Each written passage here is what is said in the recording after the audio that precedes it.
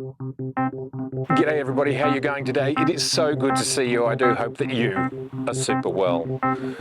Well, I want to talk about something that I'm pretty confused about, and that is we've got this amazing Z9 update.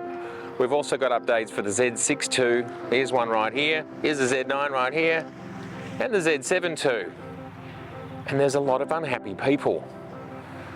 And I want to take you through, this is an opinion piece, I want to take you through how, why we're here.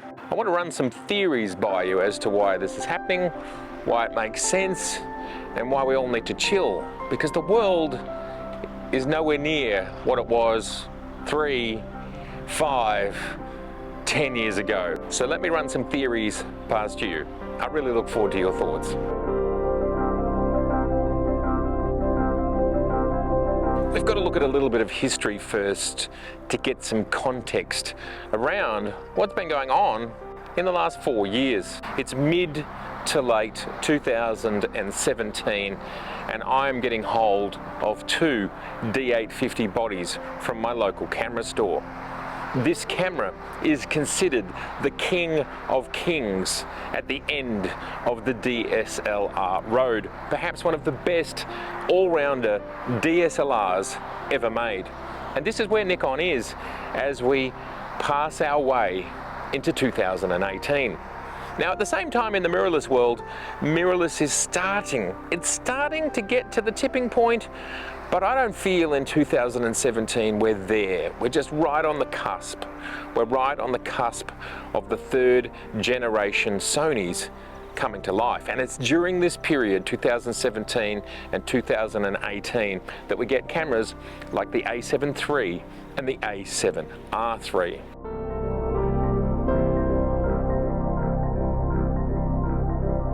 And now we're in 2018. The A7 III has established itself, and the A7R III.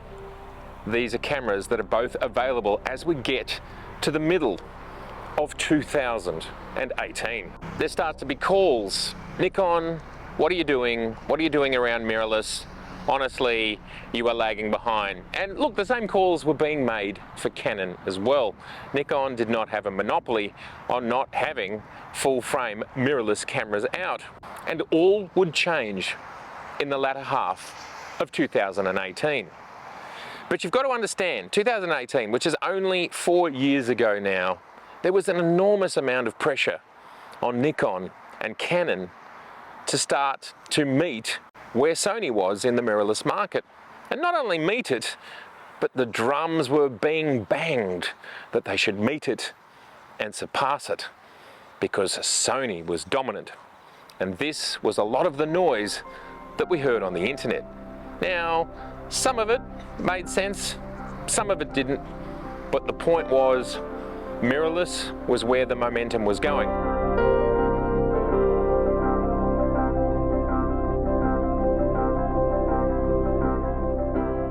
Mid-2018 that I think we got the first rumours of the Z series cameras arriving. This was a very short time after I'd purchased the A7R III, because there was simply nothing in the Canon or Nikon line which was this sort of mirrorless hybrid, which was both a great photographic camera and a great video camera. As we talked about, the D850 was amazing, but it was amazing at stills. It was not amazing at video. I looked across the whole market and I landed on the A7R III. It was a good companion, still-wise, to my D850s. 42 megapixels, 45 megapixels. It all made sense. Literally 6 weeks later, the Z series was announced. And pretty quickly, there were a lot of pundits out there who, well, they got their boots, they pulled them onto their feet, and they started laying their boots into Nikon. It's an interesting one, because Canon's offerings were not even as strong as Nikon's, but for some reason, Nikon really got a beating. And over the next few years, all we would hear is, Nikon does not have the technology, they will not catch up, the future is bleak.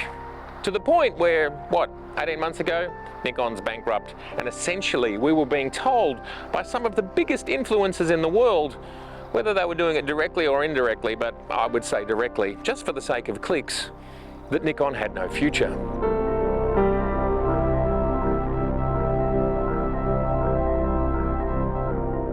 So here you are, your job is to keep people excited about Nikon. And you know that these are not your flagship cameras. They never were. They were simply the very first step. And if you look at what Canon did with their very first steps, they were similar. And if you look at what Sony did with their very first steps back in 2013 with the start of the full frame alpha, well, they're all pretty similar. They were all, they were middling entries, shall we say, into mirrorless. But of course, the call was there.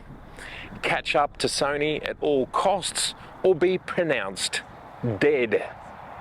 Okay, we've got a job to do. Now, it's hard to say for us people who are on the outside of a company like Nikon, when did the Z9 start development? My guess is it probably started development before the Z system was launched. And, you know, it was early days, but they understood it would be like a D5 or a D6, and they understood that it had to be a certain number of megapixels and so on. And then they spent the next 4 years making it as awesome as possible. That was their job.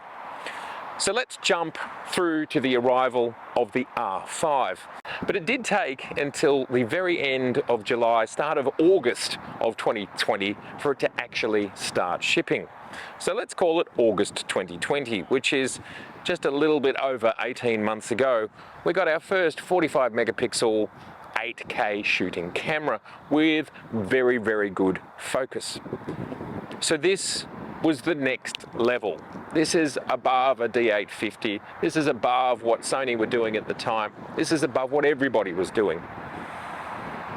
Camera started to ship. It was very slow, but very quickly we found out that the Canon R5 had a lot of asterisks next to it being a flagship monster of a camera. And I suppose the one that stood out most was what was going on in 8K. Now, we can rage on as to whether 8 minutes or 10 minutes or 15 minutes is enough for people to shoot in 8K before their cameras overheat. That's not what it's about. This conversation is about perception. It's about what companies are trying to do to ensure that you and I think a company is still in the game.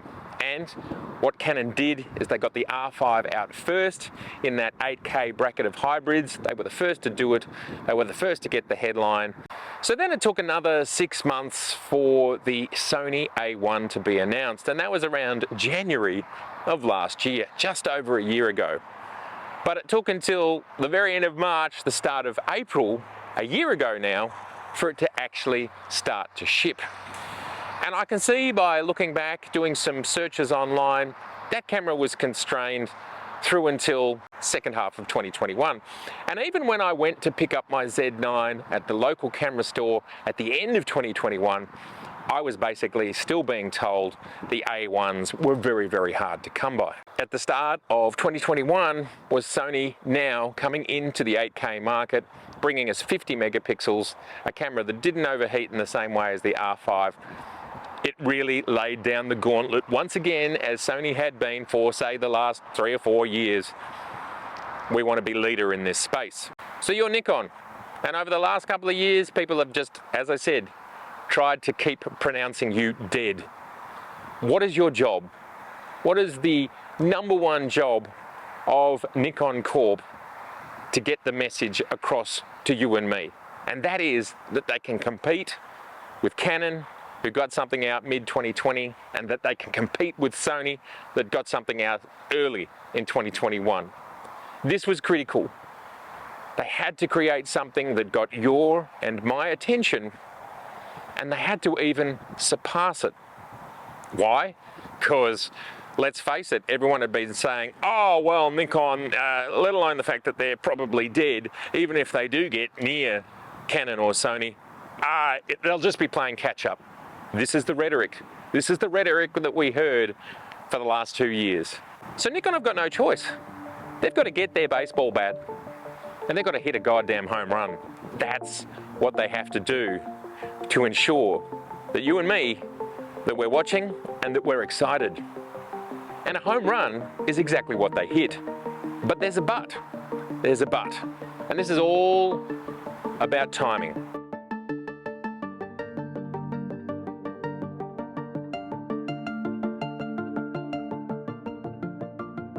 But Nikon knew that they were running out of time. I mean, let's face it, everyone said they were late to everything. Around the same time that the A1 just started to trickle out of the factories of Sony, that the Z9 was development announced, and we started to hear some pretty amazing things like stacked BSI sensors, 8K. So already they were flagging that they were going to bring a flagship full-bodied camera to market, and it was going to be commensurate. That's all we really knew a year ago. It was going to be commensurate with the Canon and the Sony. People kept talking about time, you know, come on, hurry up, hurry up. If you don't get on with it, if you don't get it out, we're moving on, we're moving elsewhere. So Nikon were faced with the challenge. The Z9 hardware is pretty much complete. They would have been working on that sensor in that hardware for years. And now it's all about optimizing the software that runs the camera and how many features should they try and get out. And there is an extraordinarily long feature list that's in the Z9. And of course, as we've just seen with the 2.0 firmware update, this is all so much cool stuff. My opinion is that the Z9 firmware 2 years ago would have been the list of things that they would have liked to have launched the camera with. But as you're running to a deadline, and they were so keen to get the camera out in 2021 so they could do it as the same year that Sony got their 8K camera out, they had to get some form of camera out. Critical to get the camera out.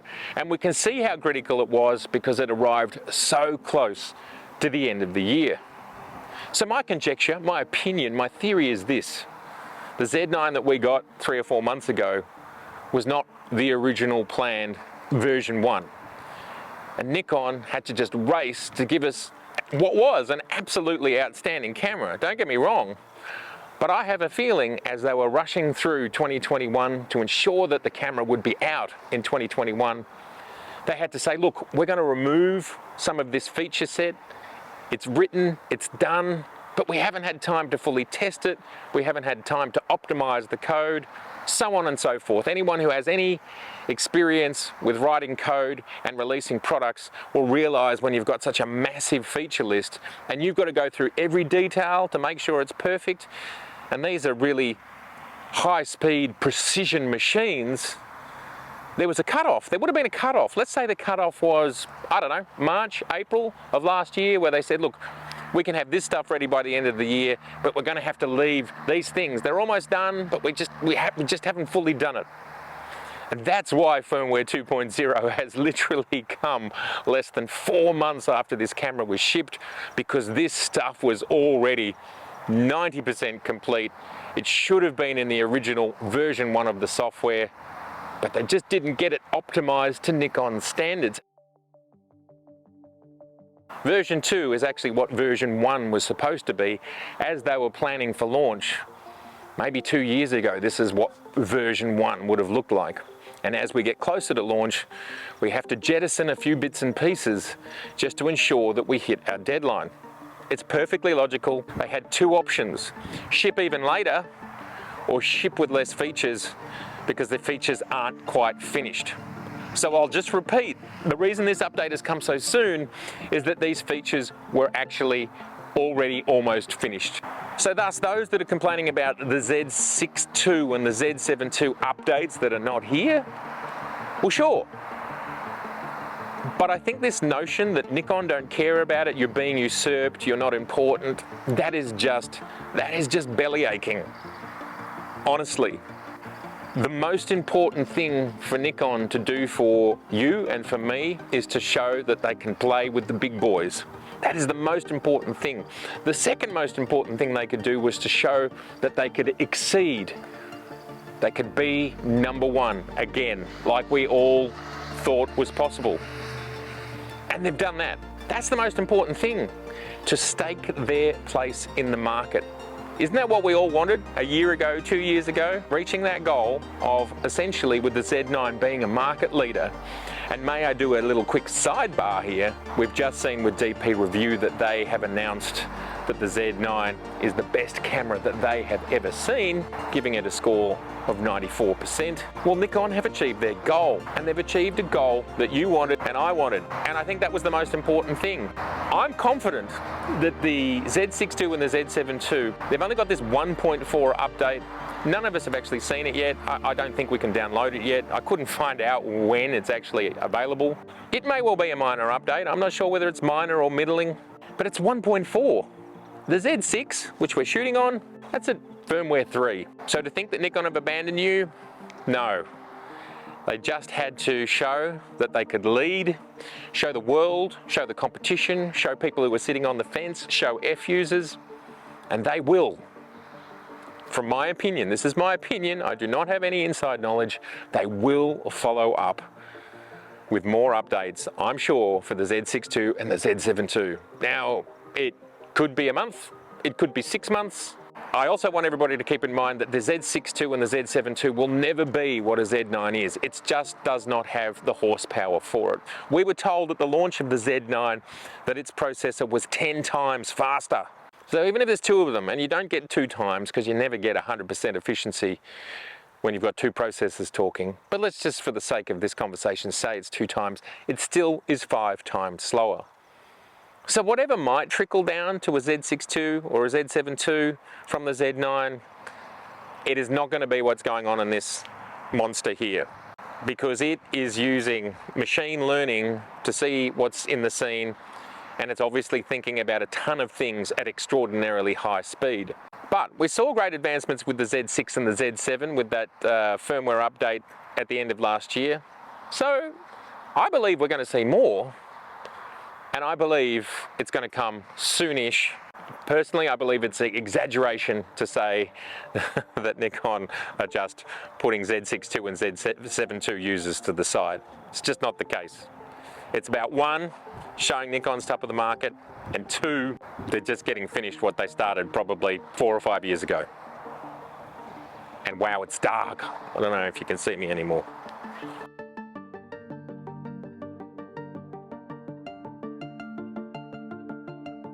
What I'm interested in is logic and trying to understand why these things might be happening. And to be honest with you, the notion that FirmWare 2.0 is probably the original planned 1.0 or something in that vicinity, and they just wanted to prove to the world, as we know, that Nikon can still lead the pack. That's what you've wanted. That's what I've wanted. That's what the pundits have wanted, for Nikon to be able to prove that they're not dead. Some people over the last 2 years have suggested they would be. And if you want to go watch their channels, these were the people that said essentially Nikon had no future and they just could never catch up. Nikon had no choice. They had to knock it out of the park. They had to throw all the resources at it. And they have. This is what we wanted. We wanted them to show us that we should still continue to invest. Of course, a 1.4 update is not going to be the end of this story. The other thing that we all need to keep in mind is a Z6 II and a Z7 II is never going to be a Z9. So it's just going to be a trickle down of some of it. I don't expect things to change that much. Where you want to see the change, and that'll be in the Z6 III and the Z7 III. And that's where it's at. And the Z8. Whatever and whenever that might be. I still think Nikon's got at least 1 or 2 cameras in them for 2022, so I firmly believe we are seeing the original intention of what would be in firmware 1. Sure, they might have thrown a few other things in at the last minute just because they could in firmware 2, but there is no way that they launched this camera 3.5 months ago and then started working on all this stuff, and it's just been the last 3.5 months. Let me assure you, the testing for firmware 2 has been going on longer than that, the testing and refining. So no, Nikon is not disrespecting Z6 II and Z7 II users. They're doing what we all wanted by proving that they could meet and surpass the market, ensuring that we were confident that they were going to deliver what we need. And of course, we're not just seeing that in cameras, but we're seeing it even more so in lenses, with lenses like the 800 PF and the beautiful 400 2.8 TC. I mean, these are ridiculous pieces of glass. We're hoping to see the 85 1.2 soon, if that's what's on the roadmap. Also, we think on the roadmap is a 400 PF. These are all really interesting and exciting lenses. Don't think Nikon aren't trying to give us exciting things. Now that we have the Z9, and as we know, DP Review have just scored it the best camera ever, well, we all kind of want that to trickle down to all the other cameras, but it's not going to happen. Just like a Sony A7R III or a Sony A7R IV is not going to be anything like an A1. And so much of this conversation comes down to focus. And, well, I've talked about all of that before. I've used the Z6 II and even the Z6 with my 50mm at 1.2 shooting action. I get results. So, I don't know. We're all different. We all get different mileage. And I think we need to accept that, you know, some of us might handle the unique attributes of these cameras differently to others. We're all different. We all have different use cases. We all have different setups. I'd love to know your thoughts below. Does this theory, and again, I want to reiterate, this is just a theory of mine, this is just an opinion piece, does this theory ring true for you at all? Let's be respectful to each other in the comments, because I just want to have a conversation and try and understand what's actually going on. If this is your first time here, it's been so great to see you. I'd love to see you again, so please do subscribe, please share, and please like. Don't forget merch, Canon, links below, website, mattirwin.com, and channel membership. I'll see you soon, and enjoy the beautiful view. We are shooting on the Z6 in the dark at ISO 1600, 1/30th of a second at 50mm 1.2 in DX. It's pretty good for nighttime.